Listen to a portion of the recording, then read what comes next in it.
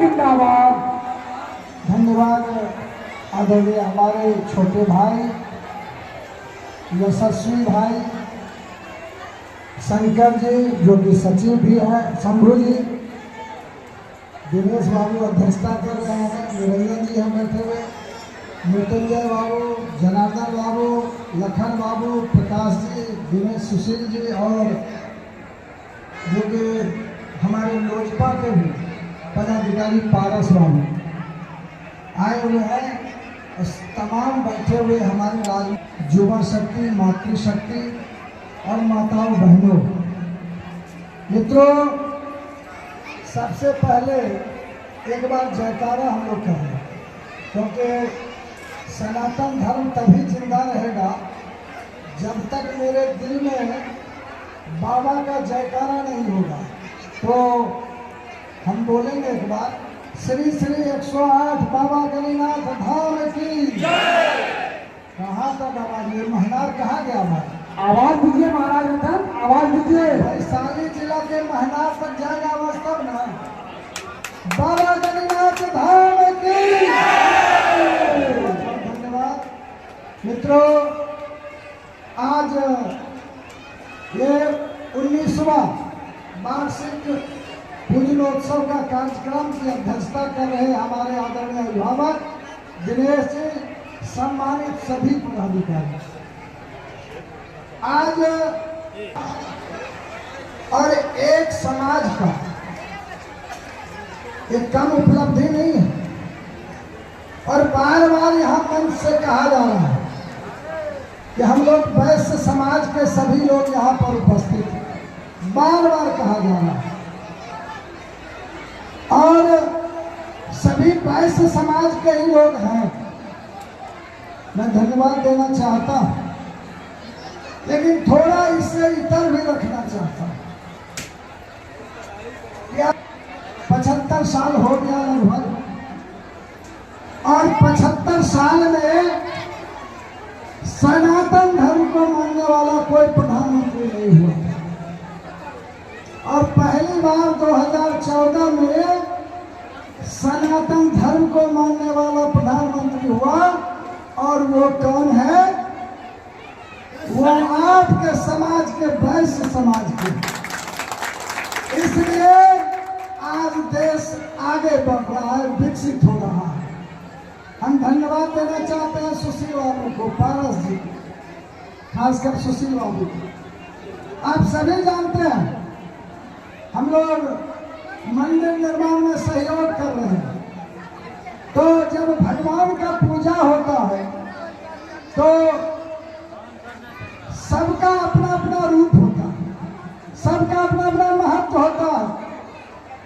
कोई केला लेके आते हैं, कोई पंचफल लेके आते हैं, कोई काजू लेके आते हैं, कोई किशमिश लेके आते हैं, और भगवान उनको आशीर्वाद भी देते हैं।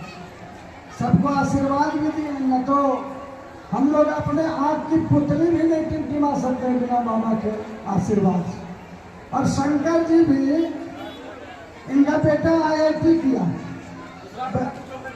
दूसरा बेटा भी, अब सोचिए किनके आशीर्वाद से गया है? तो बाबा SSC गणिनाथ का आशीर्वाद से। तो हम तो खुद सिविल इंजीनियर है ना, सबको जानते हैं, लेकिन सिविल इंजीनियर है। तो यहाँ तो भव्य मंदिर का निर्माण भी होना, कोई डिग्री वाला, या कहते हैं ना गाँव में यहाँ पर DO साहब, DM साहब, इंजीनियर साहब, वो वाला इंजीनियर नहीं है, नक्शा भी बनाते हैं, काम भी करवाते हैं। 2019 तक अपना कंस्ट्रक्शन भी किया, लेकिन अब जैसे हमारे मृत्युंजय ने कहा, पूर्ण रूप से समर्पित, समर्पण, सेवा भाव। लेकिन जहाँ विद्यालय का निर्माण होता है, जहाँ मंदिर का निर्माण होता है, जहाँ मस्जिद का निर्माण होता है, जहाँ गिरजाघर का निर्माण होता है, वहाँ फ्री सेवा में अपने कंप्यूटर पे बैठ के अपना नक्शा बनाते हैं। इसका प्रमाण भी है। अभी तेलगी में, तेतरी में, भवनपुर में, नया गांव में, सब जगह लिए मुझे पर्याप्त समय है, तो मैं कमेटी के लोगों को आश्वस्त करना चाहता हूँ कि बाबा गणनाथ का एक भव्य मंदिर बनेगा और उस भव्य मंदिर का आर्किटेक्ट इंजीनियर शैलेंद्र होगा। और मैं भी अपने तरफ से 1,51,000 देने का घोषणा। कोई जिंदाबाद, क्योंकि आपने विधायक बनाया है और ये आपके द्वारा विधायक बनाया गया इंजीनियर शैलेंद्र है। लेकिन एक आग्रह करना चाहता हूँ कि हमारे जितने भी समाज के लोग प्रत्येक वर्ष खरीद में आकर मान सम्मान बढ़ाते हैं, हम पहले भी यहाँ प्रतिनिधि चुनते थे।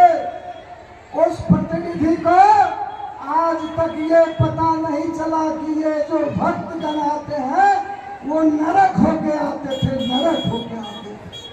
ये इंजीनियर शैलेंद्र ने, यही निरंजन जी और शंकर जी, यहाँ दिनेश बाबू हैं और मृत्युंजय बाबू बैठे हुए हैं, लखनलाल बाबू बैठे हुए हैं। ये कह रहे थे कि हमारे जो यहाँ पूजा करने के लिए भक्त जन आते हैं, अनुयायी आते हैं, वो सड़े हुए नाली से आते हैं। मैंने कहा था कि पूजा के पहले आपका ये दीनदयाल उपाध्याय चौक से यहाँ तक और यहाँ से गणिनाथ होते हुए 14 नंबर सड़क तक और दीनदयाल उपाध्याय से गोटखरी चौक तक सड़क बनाने का काम किया है मैंने। ये कह तो देते हैं कि हम बनाए। एक बार जितने भी इस प्रांगण में हैं, सबों का मन, सबों का दिल अस्थिर हो जाए तो एक बार जय जयकार हो जाए। बाबा गणनाथ गोविंद की जय, बाबा गणनाथ गोविंद की जय, बाबा गणनाथ गोविंद की जय। आदरणीय अध्यक्ष महोदय, समिति के जितने भी सदस्य और हमारे माननीय विधायक जी शैलेंद्र बाबू थे तो इंजीनियर में कम पैसा कमाते नहीं। इन्होंने सोचा मैं इंजीनियर का क्या काम करूं, मैं समाज सेवा में ही अपना जीवन अर्पण करूं। मुझे याद है कि झंडापुर में स्कूल में